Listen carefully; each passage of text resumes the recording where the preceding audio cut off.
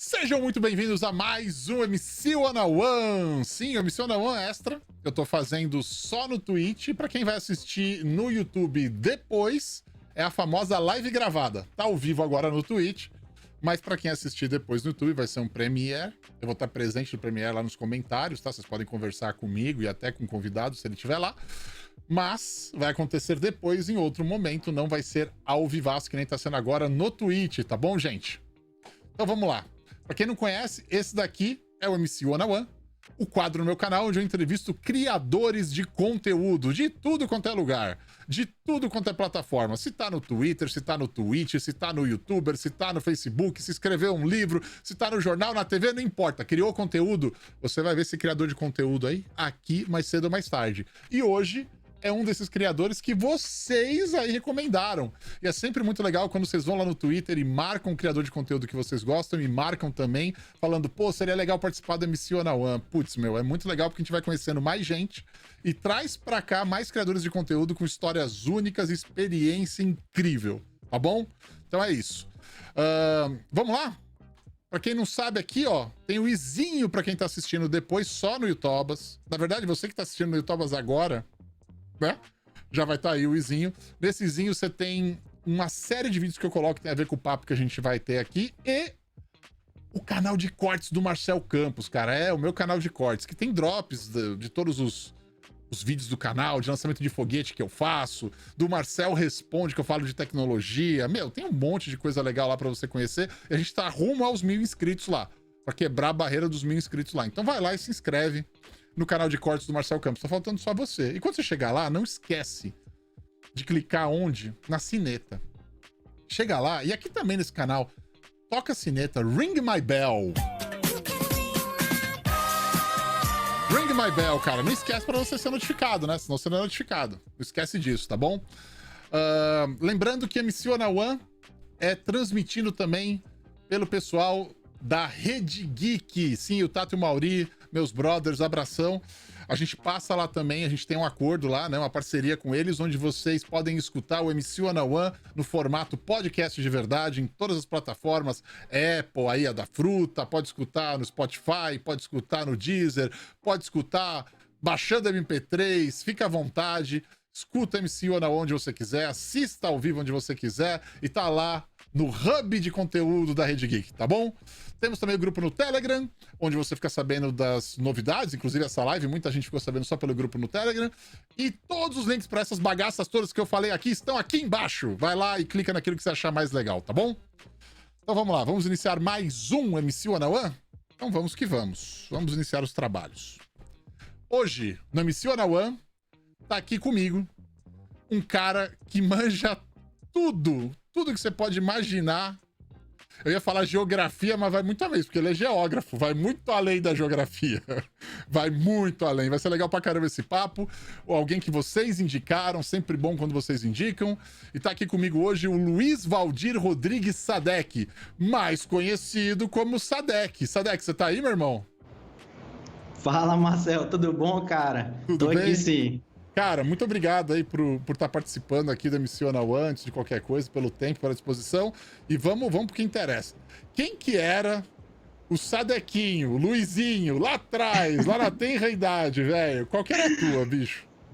Cara, então, a minha história como Sadek, né, assim como tu colocou, ela nasce quase que junto com a minha entrada na graduação em geografia, né? Porque antes disso eu fiz o curso técnico de geodésia e cartografia no IFPA, que no caso é o Instituto Federal de Educação Tecnológica, e aí lá a gente meio que já conseguiu ter uma, como é que eu posso te dizer, uma estrutura de pensamento e de atividade, de atuação no mercado de trabalho, que quando eu cheguei na graduação, todos os professores me disputavam. Porque a gente sabe que a geografia, aqui é senso comum isso, né? Principalmente aqui no Brasil, quem faz geografia vira professor, né? Esse é o senso comum. E a geografia ela tem uma outra área que é totalmente tecnológica, que agora, depois de 2010 mais ou menos, foi que o pessoal começou a se interessar, que é a área do geoprocessamento, do sensoriamento remoto, que vai trabalhar com lançamento de foguete, que vai trabalhar com satélites, imagens de satélites, de todos os níveis que tu imaginar, né? Desde satélites atmosféricos a satélites que te dão informação de uso e cobertura da Terra. Então, tem tudo. E aí a geografia nasceu para isso já em 2010, por aí mais ou menos. E quando eu cheguei na graduação, lá em 2003 ainda, não tinha ninguém na geografia que pudesse fazer isso, pelo menos na geografia aqui da UFPA, Universidade Federal do Pará, que é onde eu tô, né? Eu tô em Belém. E aí os professores meio que me disputavam, sabe? Poxa, eu quero fazer isso, eu quero fazer esse tipo de análise, eu tenho que fazer uma imagem de satélite, então eu comecei a pegar Você virou mão de obra especializada. Justamente, queriam me usar, né? E eu tava a fim de ser usado mesmo. Então, um dos professores me convidou para assumir um laboratório de pesquisa, que era o Laboratório de Análise da Informação Geográfica. E aí eu estava sem bolsa, era aluno de escola pública, né? Então estava, como a gente diz aqui, estava na pira mesmo, né? Imagino, não tinha dinheiro, cara, nem para o almoço. E aí eu disse para ele, aceito na hora. E aí eu fui para o laboratório, fiquei no laboratório por mais de 3 anos, como estagiário do Laboratório da Geografia, e assim, né, eu fui batizado como SADEC. Então, esse professor que me chamou para ir para o laboratório, quando eu falei o meu nome completo para ele, né, Luiz Valdir Rodrigues SADEC, ele disse, não, muito grande, tu agora é o SADEC. Olha, e aí pronto, olha, melhor coisa. Desse dia em diante eu virei o SADEC na geografia no Brasil inteiro. Se tu perguntar para algum lugar que esteja trabalhando com sensoriamento remoto, geoprocessamento, se tu disser o Luiz, ninguém conhece. Mas se tu falar o SADEC, aí fica fácil. Cara, mas e quando você era moleque, você já tinha vontade de ir pra geografia? Porque isso não é uma coisa muito comum, né? Pois é, Marcelo. O meu pai, ele foi engenheiro civil. Então, eu sempre convivi a minha vida toda. Foi engenheiro civil, fez o curso técnico também de agrimensura.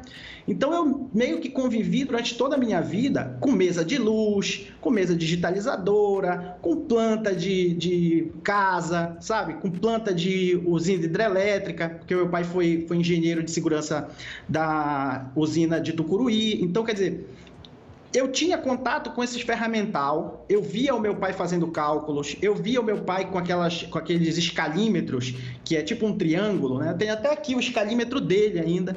Então, quer dizer, eu vivi isso. Quando eu fui escolher a minha área, eu fui muito por aquela questão assim, não, eu vou para o que dá dinheiro. E a gente sabe que no Brasil aquilo que dá dinheiro do senso comum. Desculpa a risada. Não, porque, é a mais pura verdade. No Brasil, quanto mais a gente vai para ciências, menos dinheiro você tem, você vislumbra. É isso mesmo. É um negócio bizarro. E no senso das pessoas, né, dos mais antigos, vamos dizer assim, o que dá dinheiro ou é direito ou é medicina.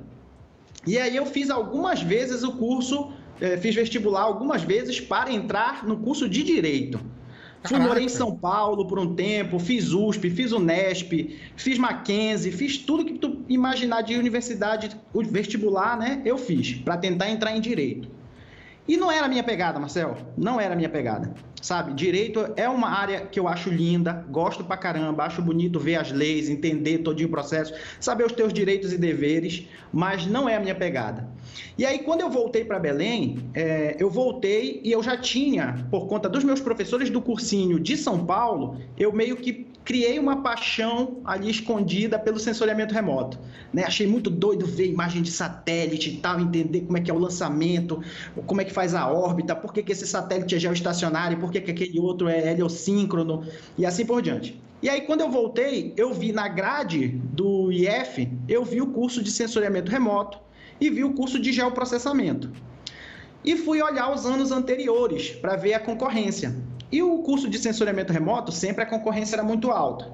E o curso de geoprocessamento, a concorrência era mais baixa. Eu disse, beleza, vou fazer geoprocessamento porque é mais fácil de entrar. Né? Tava fácil aí, né, de escolher. Justamente nesse ano, a concorrência de geoprocessamento superou em muito isso. É coisa da vida, né, velho? É só você... Cara, quanto eu mais vivo, mais eu aprendo que o acaso, cara... Justo, o acaso permeia tudo na vida da gente. É muito maluco isso.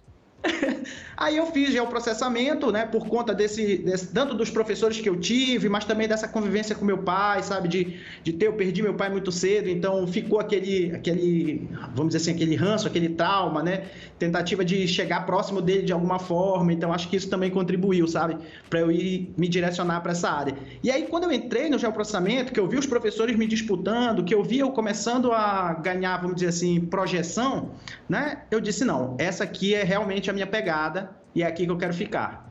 Né? E aí o geoprocessamento, ele é como um dos primeiros livros que saiu no Brasil sobre geoprocessamento, o Barrada Rocha dizia o seguinte, que o geoprocessamento ele é uma tecnologia transdisciplinar. E com isso, cara, foi assim fantástico para mim, porque a gente percebe que essa transdisciplinariedade do geoprocessamento, ela é fundamental dentro das ciências. Porque aí eu preciso entender um pouquinho de pedologia, eu preciso entender um pouquinho de geologia, geomorfologia, urbana, sabe? Todas as áreas que compõem a geografia, elas vão se somar e se agregar ali dentro do geoprocessamento, dentro do sensoriamento remoto. Porque o geógrafo, né, puxando aqui a sardinha para o nosso lado, de todas as ciências, talvez ou a que mais ou a única que consegue trabalhar todas as vertentes do espaço geográfico. Né? Caraca, então, né, mano? Quando eu tenho essa percepção, quando eu percebo isso, eu digo, não podia estar em outra área que não fosse a geografia e o geoprocessamento. E como é que foi isso? Como é que foi você terminar o curso na faculdade e aí, cair no mercado de trabalho? Você ficou na área mesmo educacional da coisa? Foi pro lado científico? Como é que foi, cara? Isso foi legal porque foi assim, Marcelo. Quando eu estava nesse laboratório lá, né, no início, no LAIG, eu fazia uns mapinhas e tal, ajudava nos TCCs, ajudava isso aqui. Fazia os mapinhas, eu imagino quais são esses mapinhas. Faz um mapinha pra ti, né? Desenha a terra aí. Quando eu estava terminando o estágio nesse laboratório, esse mesmo professor tinha saído da geografia e tinha ido para o núcleo de meio ambiente, da UFPA mesmo. E aí, no núcleo de meio ambiente, ele tinha pego para fazer o zoneamento ecológico e econômico da BR-163, que é uma rodovia que liga ali o Mato Grosso até Santarém para exportação de soja e tudo mais. Então, era um projeto bastante grande, bastante amplo. E aí, ele chegou comigo e disse, Sadek, tu queres ir pro NUMA comigo? NUMA era o núcleo de meio ambiente. Queres ir pro NUMA comigo para a gente fazer o zoneamento? Aí eu disse para ele, na hora, vamos nessa. E aí eu entrei no zoneamento para fazer as análises e os mapas de socioeconomia. E aí passei esse tempo lá, né, ainda como estagiário, dentro do zoneamento e tal, bacana, beleza? Quando chegou no meio do zoneamento, a gente já tinha terminado tudo. Né? Nós fizemos em tempo recorde o zoneamento. E aí, beleza, finalizamos e a gente ficou só dando, como é que a gente chama, pinceladas para melhorar os dados, né? Fazendo novas análises para botar nos documentos e tal e tudo mais. E aí apareceu um concurso público do CIPAM, Sistema de Proteção da Amazônia. E eu disse, olha, eu vou me testar nesse concurso público. Eu estava mais ou menos 2006, na verdade, 2006. Eu estava pelo meio do curso. Eu tinha entrado em 2003, o curso tinha 5 anos. Eu estava na metade do curso. Se vou testar, né, para ver o que dá. Eu já era formado em geodésia e cartografia, nível técnico. E aí apareceu a vaga, 4 vagas para o nível técnico de geodésia e cartografia no CIPAM. Fui lá, fiz a prova e passei em 3º lugar. E aí, beleza, larguei o zoneamento, disse para o professor Gilberto, eu passei no CIPAM, e agora é concurso público, mano. Eu vou me embora. É lógico. E aí fui-me embora pro CIPAM. No CIPAM eu fiquei de 2006 até quase 2009. Meio de 2006 até meio de 2009. Finalzinho de 2009, vai. Que era concurso público e tal e tudo mais. E aí surgiu em 2009, né? Essa é a trajetória da minha entrada no mercado de trabalho. Surgiu em 2009 um centro do INPE, Instituto Nacional de Pesquisas Espaciais, aqui em Belém. Eles trouxeram a base deles para cá. Porque tinha toda aquela discussão que o monitoramento da floresta amazônica era feita lá de São José e que para fazer um bom levantamento tinha que ser na região e tal, papapá. E aí eles resolveram trazer o centro para cá. Trouxeram o centro e começaram a contratar pessoas. Não era concurso público, era contrato. por bolsa ou por CLT mesmo.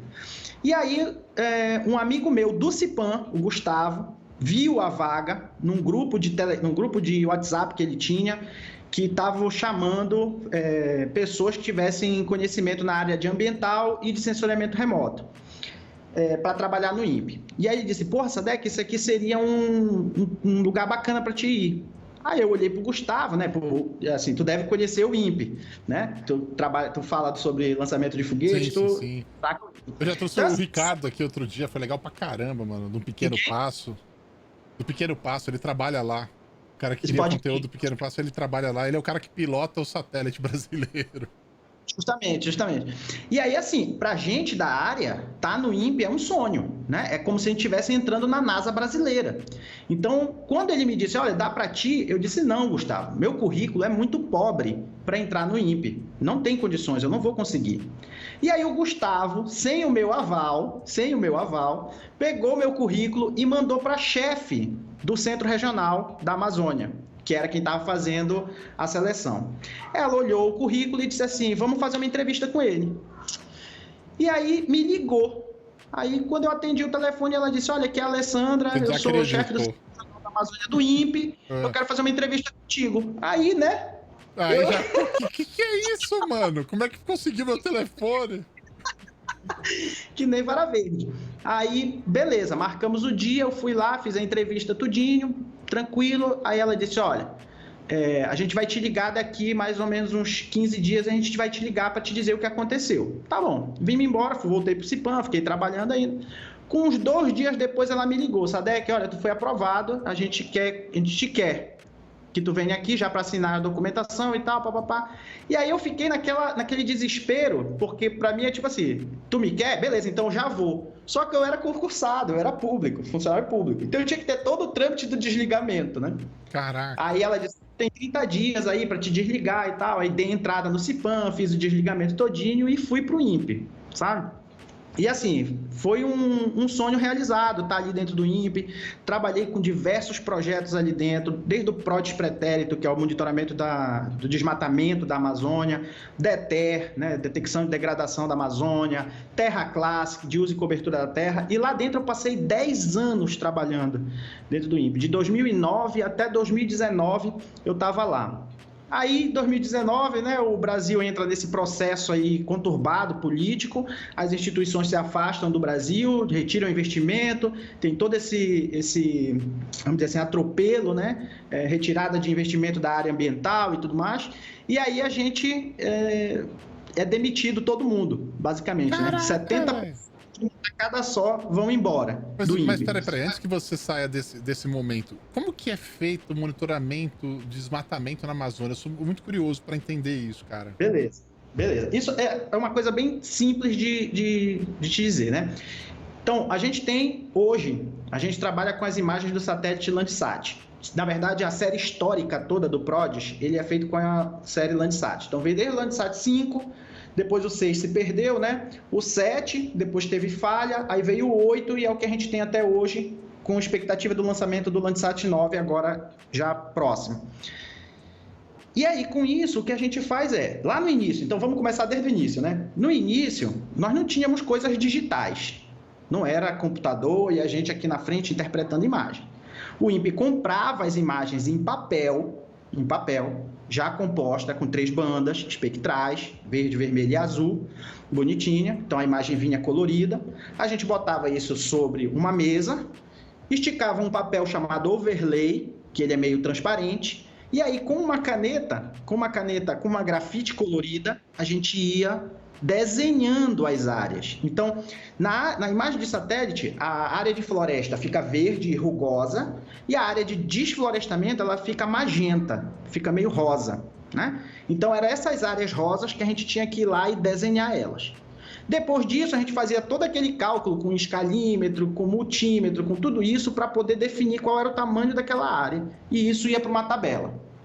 Então, quando o INPE entregava, ele entregava um monte de overlay, que alguém ia vetorizar isso, ia digitalizar tudinho para passar para um digital, naqueles mainframes gigantes, e uma tabela, que era onde tinham as áreas, para fazer o cálculo no final.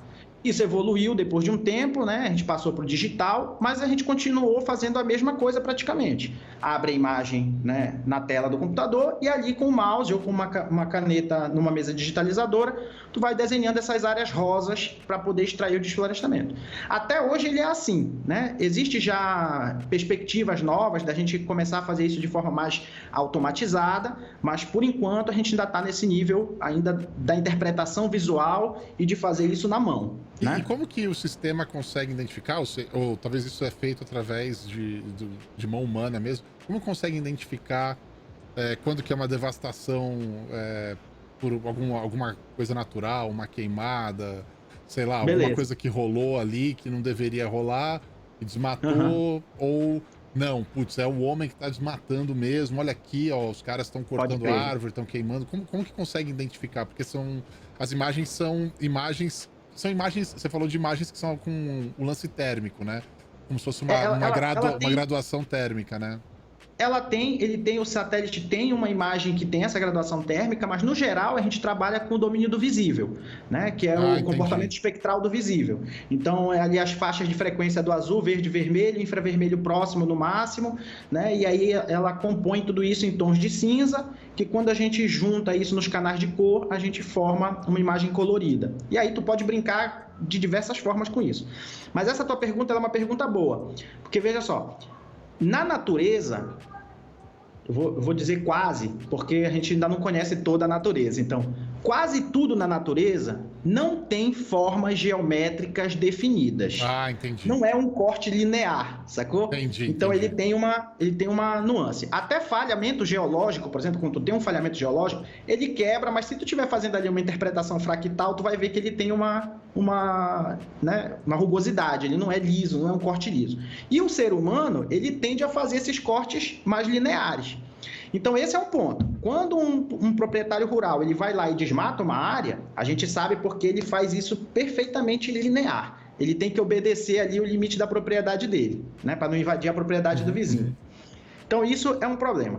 Agora, existem alguns fenômenos, né, que acontecem, como, por exemplo, tu falou, queimadas, que ela pode ocorrer de forma natural.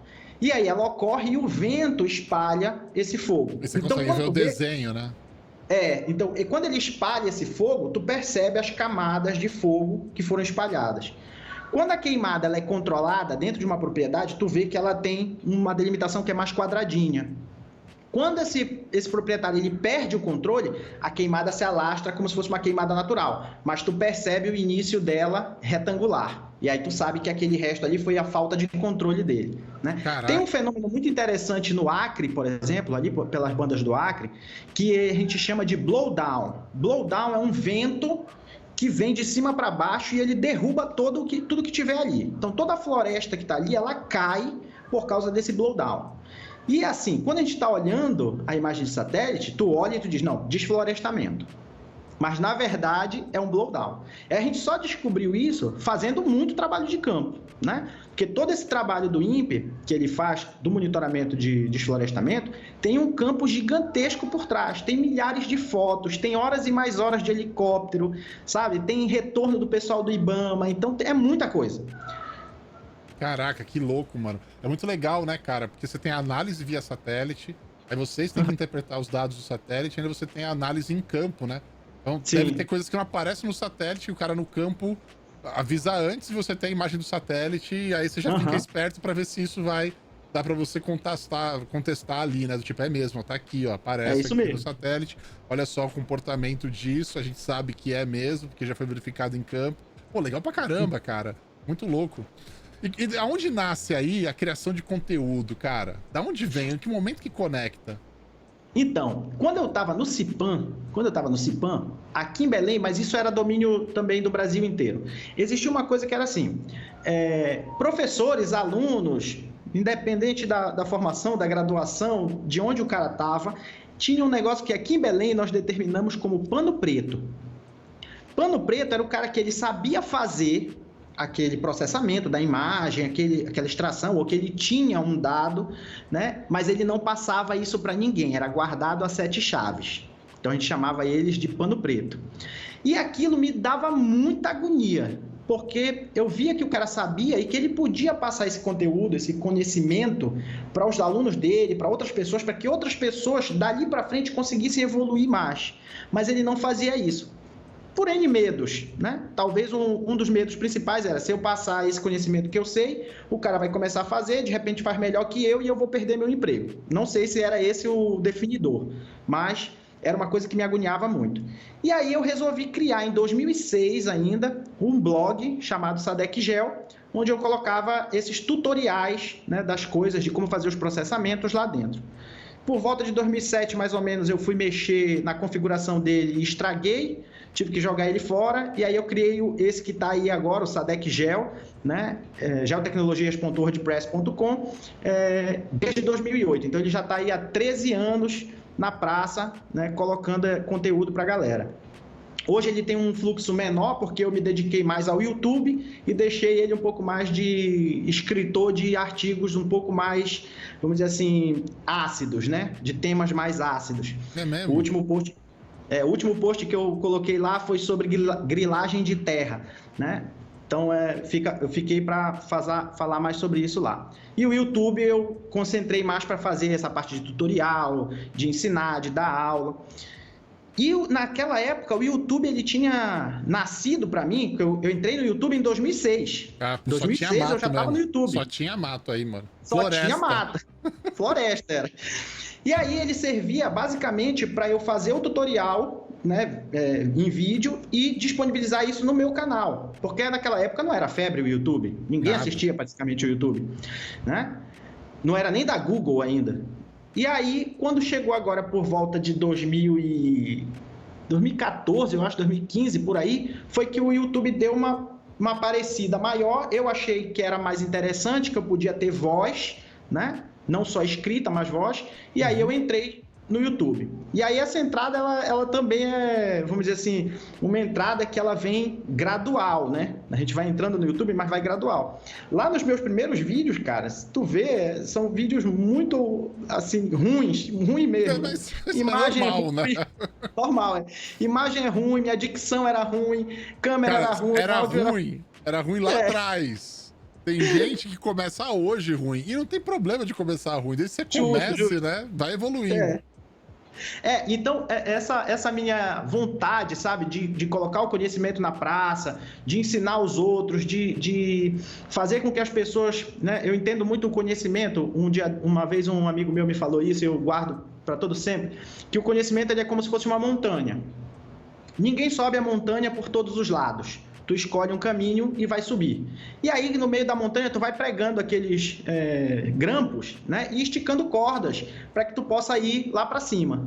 E esses grampos e essas cordas que tu vai deixando é justamente para que as outras pessoas que começam a subida, elas subam de forma mais fácil e te encontrem mais rápido lá em cima para que a gente possa juntos chegar mais longe, né? Então, basicamente, o meu entendimento é esse. Então, colocar as coisas ali na internet, mostrar como faz, explicar, sabe? Eu passo boa parte do meu dia abrindo chat no Meeting para explicar as coisas para os outros. Ó, faz assim, troca aqui, isso aqui tá... Essa interpretação é melhor se fizer assado, e assim vai, né? Então, a criação de conteúdo, para mim, ela nasce dessa necessidade, primeiro, de compartilhar conhecimento e, segundo, tipo, de dar uma tapa mesmo na cara daqueles caras que não querem divulgar o conhecimento, sabe? Eu acho que é isso. Também. Isso é uma coisa muito comum, né? Principalmente quando a gente fala do ambiente corporativo, empresas, né? No trabalho, a galera que esconde informação, que não quer mostrar como é feito, que não quer compartilhar como a coisa acontece. E é um negócio tão idiota, cara. É tão idiota. Se todo mundo soubesse, todo mundo entender, todo mundo ganha, cara. Todo mundo se dá bem. Justamente. É muito louco essa cultura, a ignorância que a gente vê, né, cara? De forma geral. E, de certa forma, eu vejo essa cultura da ignorância acontecendo em vários patamares diferentes da sociedade também, né? Parece que quanto mais ignorante, melhor, né, cara? Vira um ciclo, né? E tem os caras que tiram proveito dos ignorantes, assim, e, mano, e chama os caras de o meu seguidor, minha patota, minha família, e puta, mano, isso. É foda, né? E como é que foi? Você deve passar bastante por isso no canal, né, cara? por uma galera, deve ter os dois lados, né? Deve ter uma galera que, meu, vai lá pra se instruir mesmo e achar do caralho, tenho certeza que a grande maioria, mas sempre vai ter os chatões que vão lá e falar, não é nada disso, você tá inventando. Graças a Deus, Marcelo, graças a Deus, nessa minha jornada aí de alguns anos, eu tive poucos haters, vamos dizer assim, né? É uma ou outra pessoa que entra ali para dizer assim, ó, isso aqui que tu explicou tá errado, mas não diz como é que faz o certo, né? Ó, isso aqui tá errado e tal, não sei o quê. Aí eu vou, reviso o vídeo, porque, assim, como são poucos, eu me dou esse trabalho. Eu vou lá, eu reviso o vídeo, aí eu vou, estudo de novo aquilo que eu tô falando. Não, mas não tá errado, por causa disso, disso e daquilo outro. Aí eu entro no comentário do cara e digo, olha, eu já cheguei a fazer isso. Eu fiz uma vez um vídeo, era sobre análise de variância para análise espacial de variância. E aí eu dei lá expliquei uma parte, falei uma parte da estatística, e o cara entrou e disse, não, tá errado por causa disso. Aí eu fiquei olhando e disse, não, mas o cara tá falando sobre a teoria. Mas no software não é assim que acontece. Aí eu entrei em contato com o professor Luke Ancelin, que é da uma universidade daí dos Estados Unidos. Conversei com ele, tudinho, professor e tal, surgiu essa dúvida, papapá, ele disse, não, você tá certo, é isso. Eu copiei o e-mail do professor Ancelin e colei a resposta do cara, sacou? Porque, tipo assim, ó, se eu errei, tá aqui, ó, o dono do software disse isso. E aí colei lá pro cara. Mas é normal, então eu tive né? poucos haters. A gente tá sujeito ao erro, é humano. Tá sujeito, sem dúvida. De vez em quando eu cometo também, aí tem que fazer errata, agradecer quem avisou e tal. É que às vezes também você tá... Tem os dois lados, né? Tem o dia que o cara tá ruim, tem o dia que o cara tá ruim e ele acha que você errou e não errou. E tem o dia que você tá ruim e você acha que você falou o certo e você errou. Justo. Não, é que tu percebe, quando tu lê, né? Quando a gente lê, a gente percebe quando o cara realmente tá com dúvida, ou quando ele realmente tá querendo te ajudar, ou quando ele tá ali só mesmo para encher teu saco. Né? A gente percebe isso. Dá para te ver na forma da escrita, se tem deboche, se não tem deboche e tudo mais. E nesse dia não era bem uma tentativa de ajuda, era mais um deboche mesmo. E aí eu fui atrás de ter a resposta em si. Mas já teve casos, por exemplo, também do cara dizer, eu falei alguma coisa no vídeo, esqueci de mencionar uma parte, né? Eu disse, ó, depois que você coloca o código aqui, e aí todo mundo vai ver. Mas eu esqueci de dizer que era se você liberar, né? Esqueci de dizer isso.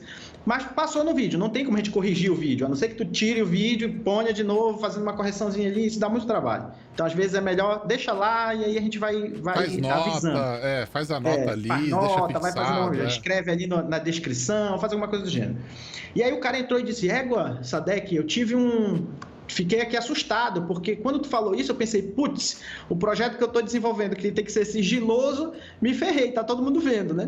E aí o cara ficou nervoso, foi atrás, e aí ele viu que tinha que checar um boxzinho lá para liberar, depois ele voltou e me avisou. Eu disse, não, tem que fazer esse checkbox, eu esqueci de avisar no vídeo e tal, e passou. Então, tem os dois lados. Mas para hater no canal eu tenho muito poucos, graças a Deus, até porque também eu não sou um canal gigante na área de geoprocessamento, né? Eu tenho ali meus 5 mil seguidores, mais ou menos, que é o pessoal que está junto comigo, que entra aqui no meu WhatsApp, a gente conversa, é o pessoal que está no Telegram junto comigo, é o pessoal lá do INPE, é o pessoal do CIPAM, então são basicamente amigos, né? Ali junto. Cara, como é que você faz a distinção do conteúdo que você está colocando hoje, por exemplo, no Twitter? Você mencionou isso, né? Distinção do conteúdo no Twitter, distinção do conteúdo no YouTube, cara. Como é que você divide isso? Então, o meu Twitter, ele tá mais agora para fazer, vamos dizer assim, divulgação e para conversar mesmo, para falar da parte da geografia, que é uma parte mais política, né? Então, tô ali mais para criticar, para ser criticado, para cobrar, sabe? É uma área mais, vamos dizer assim, de ativista mesmo, né? Cobrar tá sempre ligado ali nas leis ambientais que estão saindo, vendo, explicando, tentando ver como é que a gente pode conter um ou outro avanço, vamos dizer assim, né, entre aspas, aqui, da maldade contra o meio ambiente, tudo isso. E o YouTube está mais voltado para essa questão do ensino mesmo, né? Não só o ensino da geografia, que eu fui professor da UFPA por 2 anos, né, como substituto, então criei muito material para dar as aulas, né? Eu era professor da área de geografia física, então tudo que tu imaginar de geografia física, eu criei material, pedologia, climatologia, geomorfologia, tudo isso eu tenho material. E aí essas aulas eu vou subindo elas aos poucos para dentro do YouTube. E também da parte de geoprocessamento, explicando para o pessoal a parte técnica, né, do geoprocessamento, e também a parte de código, que a gente agora começou a se enveredar, vamos dizer assim, né, pela área de programação dentro das geotecnologias, com JavaScript, com Python, com R, e aí a gente vai, conforme a gente vai fazendo as descobertas, a gente vai disseminando, vai divulgando para o pessoal também. Então, a divisão basicamente é essa, né? Como é que você cria seu conteúdo, cara? Qual é o processo de criar conteúdo lá pro YouTube? Então, eu sou muito do agora. Do agora. Por exemplo, eu sentei aqui, aí eu penso, pô, ou então eu tô fazendo alguma coisa e digo, pô, isso aqui é bacana para levar pro YouTube, para mostrar pra galera como é que faz isso aqui. E às vezes são procedimentos até muito fáceis, porque, assim, tem muita gente em vários níveis. Então, tem gente que está começando, mas está pegando um cargo muito alto e estão pedindo coisas simples para ele e ele não está conseguindo fazer. Então, eu sentei aqui, fiz aqui, eu olho, eu digo, isso aqui fica bacana para levar para o YouTube. Aí eu ligo a minha câmera, crio aqui todo o cenário OBS e mando bala. E assim, não tem roteiro. É uma live. É como se fosse. Não tem roteiro. Aí eu gravo tudinho, terminou, eu boto no programa de edição, edito tudo, crio as vinhetinhas, né? As musiquinhas que entram, as musiquinhas que saem, terminou, eu envio para o YouTube. E ainda tem mais uma, né? Eu não consigo, por exemplo, com esse método, eu não consigo ter vídeos frequentes que a plataforma necessita, né? Ela pede que a gente poste vídeos com determinada frequência. Então, às vezes, eu posto 2, 3 vídeos em uma semana e passo 2 meses sem postar nada. Puta, aí ferra tudo. Ferra tudo. E é por isso que, assim, eu acredito que seja por isso também que o canal ele não tem um crescimento alto, né? De uns meses para cá até que tá frequente, tá constante, vamos dizer assim, o crescimento, né? O número de inscritos. Mas, assim, eu não olho muito para isso, sabe? Para o número de inscritos, eu não estou muito preocupado com isso. Eu acho que a minha preocupação maior é fazer um bom conteúdo, explicar bem as coisas, para que quando uma pessoa me acha ali, pô, já tive, sabe, comentários assim que são aqueles comentários que tu diz, não, zerei o dia, né? Um dia desse, um rapaz me escreveu, disse, olha, Sadek, comecei a assistir teus vídeos no YouTube sobre o Google Earth Engine, e aí surgiu uma bolsa numa instituição aqui e eu fui fazer a prova e eu era o único que sabia mexer no Google Earth Engine. E eu fiquei com a bolsa. Hoje eu tô bolsista aqui, tô fazendo esse trabalho, ele me mandou o trabalho que ele está fazendo, um trabalho fantástico, e ele disse assim, eu devo isso a ti, sabe? Na mesma hora eu escrevi para ele, mano, eu zerei o dia, mas tu não deve a mim, tu deve a ti mesmo, foi o teu empenho, sabe? Eu só botei os vídeos lá, foi tu que foi lá. Foi só um instrumento. Fui só um instrumento. Então, quer dizer, eu recebo, assim, pelo menos uns 2 desses por semana, sabe? E isso já me basta. Né? Eu não ganho nenhum tostão, não ganho nenhum tostão com o canal, sabe? Eu ganhei uma vez 100 dólares, né? 100 dólares, 500 reais. Foi uma vez que eu ganhei isso e eu comprei a minha câmera, que hoje está me filmando. Eu sei como é que é. O dinheiro que a gente gasta com audiovisual pro canal não volta nunca mais. Deixa eu contar isso pra você. Volta. É a luz, a microfone. Isso aí não volta, velho. Desencana. Não volta. Não volta. Faz porque ama. Bicho, vamos pras perguntas? Vamos chamar a galera para as perguntas? Dessa história do não volta, a gente tá agora todo mundo de home office, né? Então eu tô em casa. E eu não tinha nada em casa, porque era tudo, né, das instituições que eu ia. Então meu computador era de lá, tudo era de lá. Quando eu vim pro home office, eu tive que comprar cadeira, eu tive que comprar o microfone, eu tive que comprar a câmera, eu tive que botar esponja, casca de ovo na parede toda, sabe? Eu tive que fazer tudo, eu tive que comprar ring light. Então, quer dizer, a gente vai gastando e é horrível. Não volta mesmo. Não volta. Pelo menos é um investimento. E, de certa forma, isso te ajuda também a falar, pô, olha como ficou melhor a imagem, como ficou melhor o som. Uhum. Isso vai te incentivando ao longo do caminho, tipo, dei um up na qualidade do canal. Então isso vai... É verdade, vai fazendo você ficar mais apto a criar mais conteúdo. Uhum. Gente, vou abrir perguntas daqui a pouquinho, vocês sabem como é que funciona, é só mandar aí, comprar as perguntas aí no Twitch. E lembrando que é uma live gravada, então quem tá assistindo no YouTube depois não está ao vivo, porém estamos aí conversando ao vivo com vocês, tá? No chat. Cara, antes de eu abrir para as perguntas da galera, eu sempre faço a mesma pergunta para todo mundo que vem aqui. E a pergunta sempre é voltada para o criador de conteúdo como criação de conteúdo. Para quem tá começando agora, O cara quer fazer um canal sobre... Qual que é uma das áreas que você falou aí? Geólogo, geógrafo... Aí você falou um monte de outras áreas legais pra caramba diferentes, geoprocessamento e tudo mais. O cara tá começando a fazer conteúdo, não importa se é um canal no YouTube, não importa se ele tá fazendo uma conta no Twitter, um canal de live no Twitch, um podcast, não importa. Qual é a dica fundamental que você dá pra esse cara? E qual é o pecado mortal que ele nunca deve cometer, bicho? Cara, é uma pergunta que ela é relativa, ela parece fácil, mas ela é um pouco complexa. Por que que ela é fácil? Porque, tipo assim, o cara que quer começar a fazer, primeiro, ele tem que ter gosto por fazer aquilo. Esse é o primeiro ponto. Se ele tem gosto por fazer aquilo, o segundo ponto é faz, tá? Faz. Vai começar dando cabeçada, que foi aquilo que a gente estava falando, vai dar cabeçada, vai fazer um negócio que depois tu vai olhar e vai dizer, nossa, como eu fiz isso, mas tem que fazer.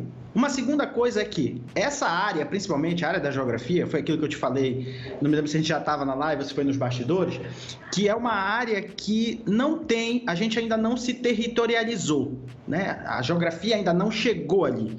Então tem poucos canais que trabalham a questão da geografia do ponto de vista mais acadêmico, né? Tem muita coisa para vestibular, muita coisa para concurso público, mas academicamente tem pouco. Então, quem entrar na geografia e quiser começar a fazer vídeo, esse é o caminho, né? No geoprocessamento, já tem aí os seus, vamos dizer assim, os seus núcleos, né? Os seus clusters de criadores de conteúdos, né? Então, eu criei junto com os outros amigos um outro canal chamado Geocast, que é onde a gente também posta lá uma porrada de vídeo, a gente chama, assim como tu, a gente chama criadores de conteúdo para fazer lives com a gente lá, então também tem esse ponto, né?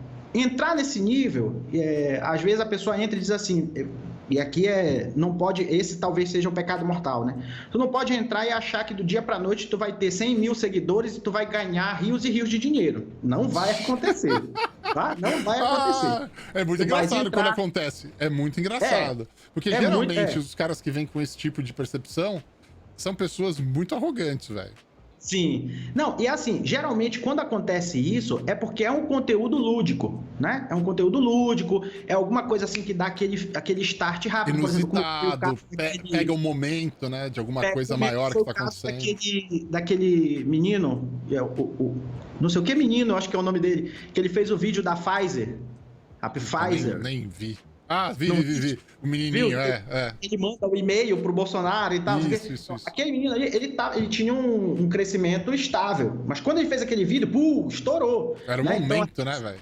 É o momento, justamente. E isso na nossa área dificilmente vai acontecer. Na nossa área que eu digo na geografia, no geoprocessamento, dificilmente isso vai acontecer, sabe? Porque é uma tecnologia, vamos dizer assim, restrita para um determinado grupo, né, de pessoas e que a maioria das pessoas nasce dentro dela meio que autodidata. Vai aprendendo, vai vendo um vídeo aqui, um vídeo ali, vai fazendo, vai tendo uma instrução de um orientador no trabalho, uma orientação de um instrutor na graduação, vai criando e aí, de repente, o cara já é um profissional, né? Então, dificilmente na nossa área vai ter um boom desse. A não ser que, por exemplo, tu entre para fazer vídeo de geografia, aí o Talibã invada...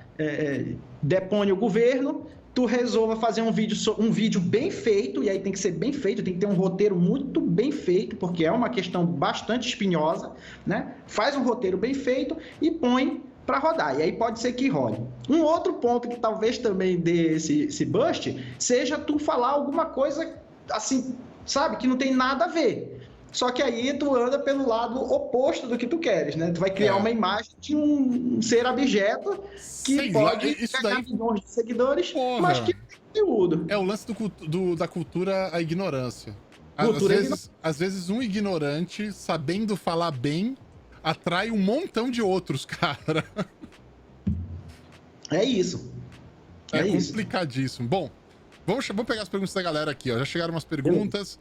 O Daniel Taiguara mandou uma pergunta aqui com pontos do canal que ele comprou a pergunta aí com as canecadas direto no Twitch. Ele diz o seguinte: quanto tempo demora em média para vocês conseguirem a imagem de um satélite?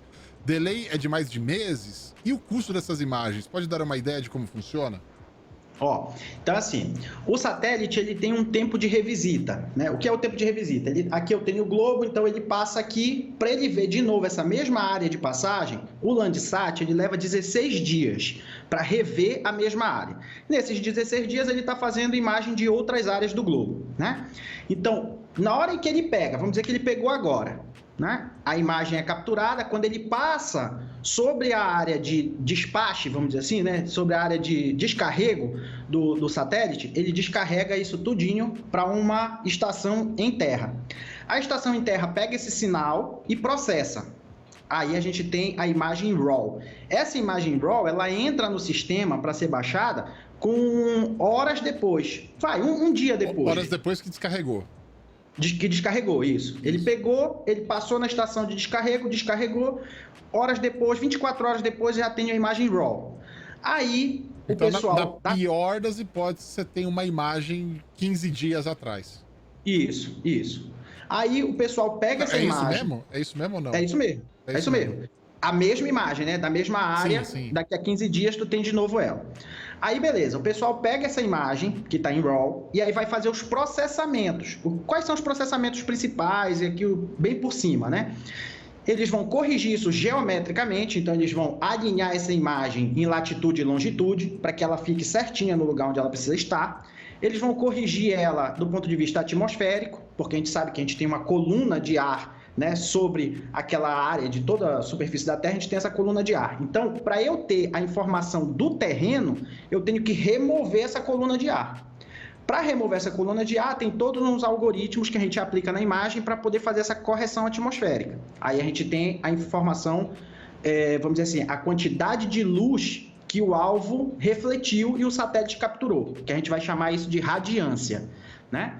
Aí a gente tem a imagem em um nível de processamento. Essa imagem em um nível de processamento, ela entra no catálogo por volta de 2 a 3 dias depois. E assim vai. Conforme vai aumentando o nível de processamento, a gente passa mais algum tempo para ter essa imagem. Mas, no geral, é muito rápido, né? Ele imagiou 16 dias. Antes dele recobrir de novo, a gente já tem a imagem bonitinha, pronta para uso, né? Antigamente, a gente tinha que baixar essa imagem do catálogo da USGS, né? Hoje não, hoje a gente já entra pelo próprio Google Earth Engine e já usa por lá por dentro mesmo, só tem que saber escrever um código em JavaScript ou em Python.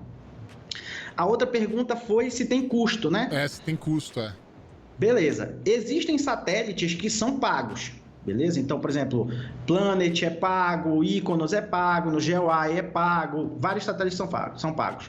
Porém, existe uma cultura hoje, né, que foi, aqui é bom a gente relembrar isso, foi encabeçada pelo Brasil, com o satélite sino brasileiro, o CIBERS, né, com o professor Gilberto, lá do INPE, que começou a divulgar, disseminar as imagens do CIBERS de forma gratuita. E aí, quando a NASA e a USGS viram isso começar a acontecer, conversando, as agências conversando, chegaram ao, vamos dizer assim, ao acordo de que o Landsat, que é o satélite, vamos dizer, principal da série histórica, também fosse liberado de forma gratuita. E de lá para cá, 2003, 2004, por aí assim mais ou menos, todas as imagens do Landsat, elas são gratuitas para qualquer pessoa que tenha um link de internet. Quando a Agência Espacial Europeia lançou a coleção, a constelação Sentinel, tanto um quanto dois, que um é radar e o outro é óptico, ela também entrou nesse mesmo balaio e disse, não, as imagens do Sentinel vão ser gratuitas. Então, hoje a gente tem um bom arcabouço de imagem para trabalhar de forma 100% gratuita. Caraca, você acaba pegando imagem de outros satélites, que pode estar passando em momentos diferentes, ou com outro tipo de análise de imagem. Pô, que legal, Essa é a ideia. Essa é a ideia. Show de bola. Tem mais uma pergunta aqui que veio do Tadeu Viana. Ele mandou aqui no Twitch, aqui, comprando a pergunta com as canecadas do ponto do canal. Ele diz o seguinte: Sadek, meu conterrâneo, és Remo ou Paysandu? Putz, ele errou. Eu sou Tuna luso-brasileira. E quando eu falo isso é engraçado, se ele tiver nos ouvindo, é engraçado porque todo mundo pensa que isso é para fugir da pergunta, né? Da rivalidade Remo e Paysandu aqui de Belém. Mas na verdade, eu tenho um tio que é casado com a minha tia, que ele é português, de Portugal. Então ele torcia para a Tuna. E como eu morei muito tempo com eles, eu comecei a torcer para a Tuna. Entendeu? Então, quer dizer, eu sou um dos poucos tunantes em Belém. Caraca, mano. E aí ele ainda fala assim, ó. Ele falou que é piada local e ele não era pano preto na UFPA, cara. Olha aí, tá vendo? Bom. Bicho, como é que você vê aí o futuro do teu canal? O que você pensa em fazer na criação de conteúdo daqui pra frente? Quais são os planos? Então, Marcel, os meus planos, quando eu saí da UFPA, os meus planos eu vou pegar todas as aulas que eu fiz, eu vou incrementar elas, vou reestruturar elas, para elas não serem aulas, mas para elas serem vídeos, para eu poder começar a criar vídeos. E aí eu estava com essa premissa, né? E como eu estava saindo da UFPA, eu estava sem, vamos dizer assim, perspectiva de emprego, né? Eu disse, beleza, vou fazer isso, vou jogar lá e vamos ver no que dá. E aí, de uma hora para outra, surgiu para mim alguns contratos, alguns empregos, né, muito bons até. Por exemplo, agora eu estou como bolsista de tecnologia e inovação de volta no INPE. Estou de volta no INPE, gerenciando o Terra Classe, que é um projeto bastante grande. Então, com essa minha volta, meio que comeu todo o meu tempo. Eu estou apertadíssimo, reunião quase toda hora. Então, assim, meu tempo está bem apertado. E aí, o que eu vejo para o canal no futuro é justamente a continuidade do que eu já faço. Né? É continuar, por exemplo, enquanto eu estiver aqui, aí eu vou ouvir uma dúvida de um colega meu que ele teve, eu digo, não, eu sei resolver isso, eu vou explicar para ele, depois eu faço um vídeo para subir isso no canal, sabe? Eu acho que é isso que eu vou continuar fazendo, continuar colocando conteúdo lá para que a galera possa evoluir, ir mais longe, né? Para que eu possa receber mais mensagens igual aquela do rapaz que me mandou, né, no WhatsApp, dizendo que eu salvei a vida dele. Eu já resolvi vários doutorados. Eu não sou doutor, mas eu já resolvi vários doutorados. Eita. Sadek? Tá voltando, tá voltando. Calma que tá voltando. Perdeu ali. Voltou. Voltei? Voltou. Você tá falando que você Tô já aqui de resolveu novo? vários doutorados. Tá aqui. Tá aqui. Deu Você um tá tilt? comigo aqui. Tá tudo bem, pode falar. Você tá me ouvindo? Não tá me ouvindo? Não tá me ouvindo? Eu tô te ouvindo. Tá me vendo, me ouvindo? Ah, ele não sabe se ele tá lá? Caraca. Agora eu tô sem o vídeo, ele tirou o vídeo. Tô por aqui ainda. Me ouves, Marcel? Ou foi Marcel que caiu? Peraí, congelou a imagem.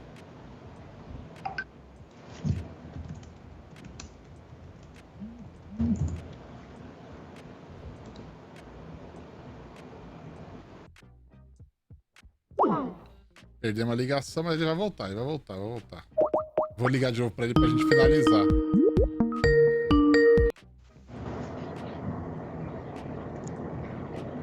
E agora? Agora voltou. Voltou, né? Voltou. Então tá bom. Então, Você tá falando que você auxiliou vários doutorados, né? assim que eu vejo, sabe? Continuar ajudando as pessoas sem muita perspectiva de ganhar dinheiro, sem muita perspectiva de... Se vier é bom, né? Se vier é bom. Não, se vier é bom. Mas como eu costumo dizer, né? Por conta dessa minha atuação, vamos dizer assim, desse meu posicionamento, foi que eu consegui chegar no INPE, foi que eu consegui de novo uma bolsa para o INPE, foi assim que eu consegui entrar na empresa que eu trabalhei, sabe? Foi por conta desse meu posicionamento, por conta dessa minha característica de querer ajudar todo mundo. Então, acho que, de uma forma ou de outra, né, eu tô ganhando com o canal, eu tô ganhando com fazer conteúdo, né? Eu apareço, eu divulgo a minha imagem, eu divulgo o meu currículo e assim por diante. Faz sentido. Acho que essa que é a ideia. Posso dar uma dica? Pode. Vai pra live, mano. Vai pra live. Nossa senhora, meu. Aí a live liberta, cara. Você não tem que ter nada de script, você não tem que estudar muito a parada. Pega um tópico que você sabe que você tem que falar, abre a live, conversa com a galera, os caras vão te ajudando a fazer o conteúdo ali. Coloca um tempo. Coloca um limite pra você, 1, 2 horas de live, 1h30 de live pra você fazer, e coloca um dia que você sempre faz. Porque aí você sempre vai ter conteúdo. Pega um dia, um horário que você sempre faz. A galera se acostuma com esse dia e horário que faz sentido pra você, e faz, cara. Não importa o horário, se é de manhã, se é de tarde, se é de noite. Cara, faz. Vai dando certo, né? Faz. E a última pergunta aqui de hoje, antes da gente encerrar, o Marcos22 Souza mandou aí um highlight, uma pergunta, ele falou o seguinte: quais as expectativas para as imagens do Amazônia 1? Cerberus, né, 4A, Sentinel 2 ou Landsat 8 para Cobuso. Gosto muito do Cerberus 4A. Pra mim, algumas coisas eu sei aqui, o resto eu não sei. Tá.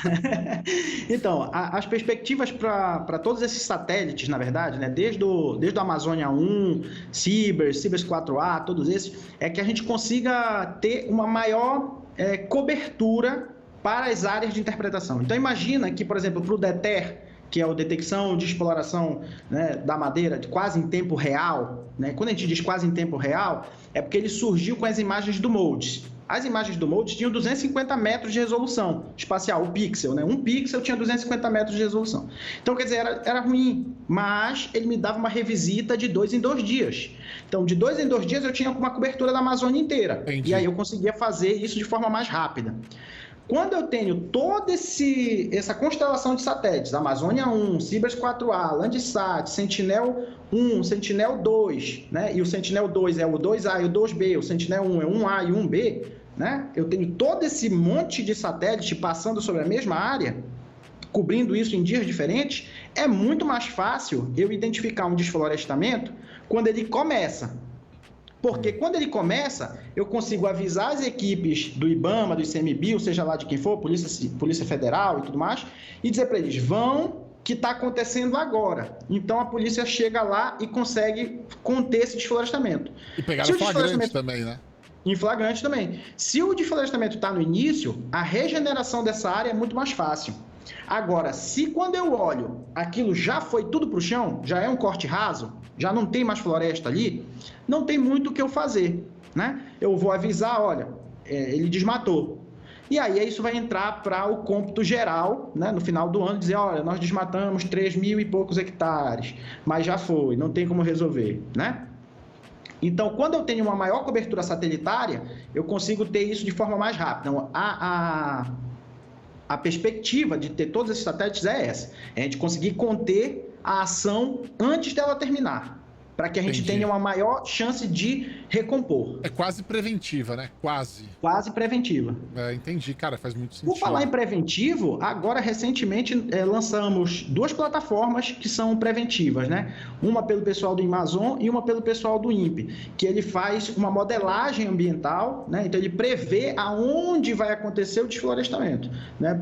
Porque a gente sabe como é que anda o desflorestamento. Então ele faz a previsão e aí a gente já fica monitorando preventivamente uma determinada área, para que quando começa a gente diga, opa, começou, entendeu? Cara, que legal, cara. Bicho, Sadek, muito obrigado, cara. Foi uma entrevista muito legal. A gente falou de conteúdo, eu aprendi muita coisa aqui sobre como é medido o desflorestamento no Brasil, toda a tecnologia que está envolvida. Achei do cacete. Valeu pelo seu tempo, valeu pela sua disponibilidade. Fala pra galera aí o teu recado e onde que te encontra. Tá, beleza, Marcelo. Primeiro eu queria te agradecer muito o pessoal que pediu para eu estar aqui hoje conversando contigo. Eu não conhecia o teu canal, conheci ele agora, achei fantástico. Eu vi a tua conversa com o Gustavo, que é um cara bacana, vi a tua conversa com outros criadores de conteúdo que eu acompanho. Então eu queria te agradecer muito por esse espaço, né? Eu sei que tu tem aí um público já cativo, grande, que dá uma projeção pra gente, criador de conteúdo pequeno ainda. Então te agradeço muito, te parabenizo por essa iniciativa, né? Meu recado pra galera é, a gente só consegue fazer as coisas estudando, cara. Tem que estudar muito, tá? Então, seja o que for, estuda, vai atrás, procura tuas, vamos dizer assim, tuas fontes, sabe? Aquelas pessoas que tu confia, vai atrás delas. Ouve os extremos, ouve os diversos para poder formar uma opinião bem embasada. Então, acho que esse assim, é o principal que a gente precisa hoje, sabe, Marcelo? É estudar, é entender como as coisas funcionam, é saber de onde elas vêm, para onde elas vão, para que a gente tenha pelo menos uma perspectiva de futuro, né? Porque sem isso, as perspectivas são muito baixas. Então, acho que essa é a ideia. É mesmo, cara, tem razão. Bom, e onde que o pessoal te acha? Beleza, no Twitter eu tô lá, @sadecgel, né? Como eu falei pro Marcel aqui, lá é onde eu critico, eu vou em cima, eu brigo, eu esculhambo, eu falo, né? Vou atrás e brigo pela geografia mesmo, né? Eu sou bairrista, questão da geografia. Então lá no Twitter, @sadecgel. No YouTube, basta colocar aí Luiz Sadek que vocês vão me achar. O canal, ultimamente, a gente tem se concentrado mais nos softwares livres, né? Porque tem software proprietários, mas a gente sabe que o estudante de graduação não tem verba para conseguir comprar uma licença de software. Então a gente trabalha mais com os softwares livres, tipo QGIS, tipo GVSig, TerraView, TerraAmazon e assim por diante. Além da gente estar falando muito sobre a plataforma que, vamos dizer assim, revolucionou o sensoriamento remoto, revolucionou a forma de trabalhar com isso, que é o Google Earth Engine, que é uma plataforma de código, que a gente escreve em JavaScript e Python, né, para fazer processamento digital de imagem, fazer análise de imagens de satélite, tudo mais. Esse está sendo o nosso carro-chefe hoje lá, Google Earth Engine. E é isso, eu não tenho, quer dizer, eu tenho um Instagram que eu não uso, então nem vale a pena vocês irem lá. Tá? Twitter e YouTube, são os dois que eu tô sempre. Tá ótimo, Sadek. Muito obrigado, viu? Até a próxima. Tchau, tchau, cara. Obrigado, Marcel. Até mais. Falou. Gente, e aí, curtiram? Foi legal pra caramba, né? Vamos fazer uma raid? Deixa eu ver quem que tá aqui disponível pra gente fazer uma raid. Não vai embora, não. Vamos fazer uma raid legal. Vou fazer a raid pra um brother meu que eu não faço há muito tempo, que é o Montalvão. Chega lá no Montalvão falando que veio aqui do Marcel Campos, tá? O Montalvão é um cara sensacional. E vai lá, vai com tudo lá, tá bom? Gente, muito obrigado. Fique com Deus. Beijo, até a próxima. Fui.